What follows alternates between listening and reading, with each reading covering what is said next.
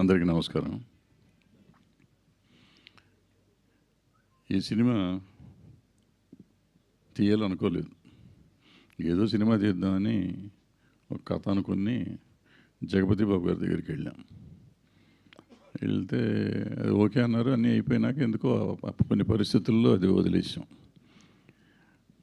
వేరే సినిమా అంటే ఆయనే ఒక కథ చెప్పాడు. ఆల్రెడీ ఎప్పుడు అనుకున్నారంటే చెప్పాను. అక్కడి నుంచి అది వదలా తగులుకుంది మాకు. ఆ తగులుకొని జగపతి బాబు తగులుకున్నాను నిజంగా చెప్పాలంటే. అంటే నేను ఒక హీరో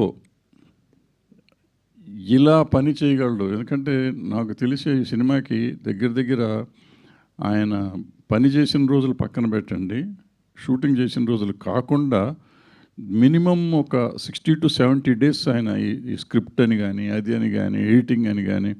అంటే నాకు ఈ 50 ఏళ్ల సర్వీస్లో నాకు ఒక హీరో దేంట్లో ఇంటర్ఫియర్ చాలా చిరాకు. వీలైతే అమ్మాయిలు బూతులు తిడతాను, అటువంటి వాడిని నేను. కానీ the way he was involved in everything అసలు నాకే వచ్చింది, ఏంటి అసలు ఇంత బాగా చేయగలరా ఎవరన్నా. అండ్ వాట్ ఎవర్ ఇన్పుట్ ఆయన ఇచ్చిన ఇన్పుట్స్ కానీ ఇది కానీ మొత్తానికి సినిమా ఇవాళ ఇలా వచ్చింది అంటే, ఉంది అంటే, కంప్లీట్ చేసామంటే డెఫినెట్గా it is none other than Jagapathi Babu. ఇకపోతే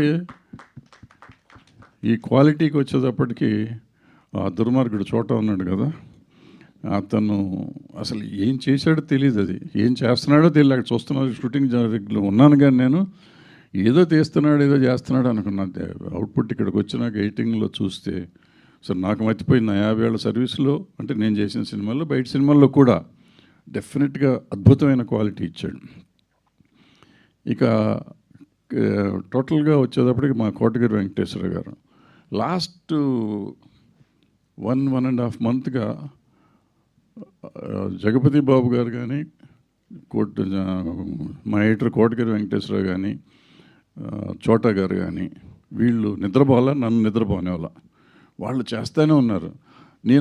నాకు తెలిసి సినిమా చరిత్రలో ఒక కెమెరామ్యాను, ఒక హీరో, ఒక ఎడిటర్ ఇన్వాల్వ్ అయ్యి చేసిన సినిమా ఇదే అయ్యి ఉంటుందేమో నాకు తెలిసినంతవరకు. ఎవరో ఇంత దూరిపోయే సినిమాలో మాకెందుకు మా డబ్బులు మా మొక్కను కొడుతున్నారు, మేము చేసి వెళ్ళిపోతే చాలు అనుకునే రోజుల్లో వాళ్ళు మొత్తం చేసి ఇవాళ వాట్ ఎవర్ అవుట్పుట్ ఉందంటే, ఇవాళ మీరు టీజర్ చూశారు. టీజర్ చూస్తే ఇప్పుడే చాలామంది మిత్రులు అనే బాగుంది అంటున్నారు. ఆ మాత్రం ఈ స్టేజ్కి తీసుకురాగలిగామంటే కేవలం ఈ జగపతి బాబు గారు, చోటా గారు, కోటగిరి వెంకటేశ్వర గారు వాళ్ళే. ప్లస్ అఫ్కోర్స్ మొత్తం టీం అంతా చాలా పనిచేసింది అందరూ అనుకోండి. ఇందాక మా సార్ చెప్పినట్టు మా సత్యగాడు వాడు, ఇక ఈ లయ, హృతిక ఈ చిన్నపిల్ల ఏమి చేస్తుంది అనుకున్నాను. నాకు ఈ 2 నెలల నుంచి కళ్ళ కూడా ఆమె వస్తాను, భయపెట్టేసింది సినిమాలో. ఒక వణుకు తెప్పించేస్తుంది. ఈ పిల్ల అమాయకంగా చిరునవ్వుతో ఉండే పిల్ల ఈ భయం ఎట్ట పెడుతుందో అర్థం కాలేదు. నేను మన ఫోన్ చేసి ఎందుకమ్మా నువ్వు ఇట్ట భయపెడుతున్నావు జనాన్ని.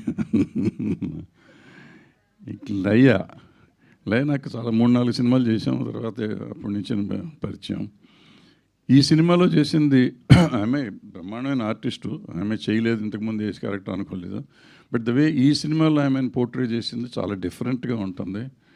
అండ్ నేను నమ్ముతున్నా యూ విల్ లైక్ ఇట్.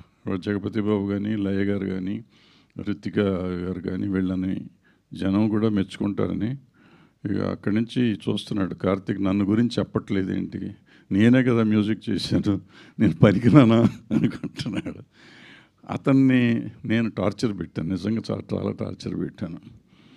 ఇప్పటికీ తిడతానంటే ఇంకా నాకు కావాల్సినట్టు అవ్వలేదయ్యా నువ్వు అంటాను. బట్ పాపం అతను చాలా మ్యాక్సిమం చేశాడు. అతన్ని ఇందాక మన చోటా చెప్పినట్టు మనం పిండి ఇవ్వలేదు, రొట్టె ఇవ్వలేదు, రొట్టి మాత్రం బ్రహ్మాండంగా కావాలని అడుగుతున్నాం. పిండి రొట్టె లేకుండా ఎట్ట చేస్తాను సార్ అంటాడు. చెయ్యిపోతే నువ్వెందుకు అయ్యా సంగీతానికి అని చెప్పి ఆయన తిట్టి మొత్తానికి ఏదో నా చేతనైనంత వరకు నేను లాగాను. బట్ అతని చేతనైంది ఇచ్చాడు. ఇంకా చూడాలి అది మిగిలింది. ఇక వంశీ డైరెక్టర్ ఆకెళ్ళ వి కృష్ణ గారు, ఆయన పరిధికి ఆయన చేశాడు. సినిమా బాగా వచ్చింది. సో ఈ సినిమా మీరందరూ చూసి మమ్మల్ని ఆశీర్వదించాలి. 50 ఏళ్ళ నుంచి నేను ఇండస్ట్రీలో ఉన్నానంటే కేవలం మీడియా కానీ, ప్రజలు కానీ, పబ్లిక్ కానీ ఆశీర్వదిస్తేనే ఉన్నాను. ఎంతోమంది వచ్చారు, ఎంతోమంది పోయారు ఈ మధ్యకాలంలో. అప్పుడు నా 50 ఏళ్ల చరిత్రలో. బట్ నేను అప్పటి నుంచి ఇప్పటికీ ఉన్నాను, అప్పటి నుంచి ఆదరిస్తున్నారు. మళ్ళీ నన్ను ఆదరించి ఆశీర్వదిస్తారని ఆశిస్తూ సెలవు తీసుకున్నాను. Thank you.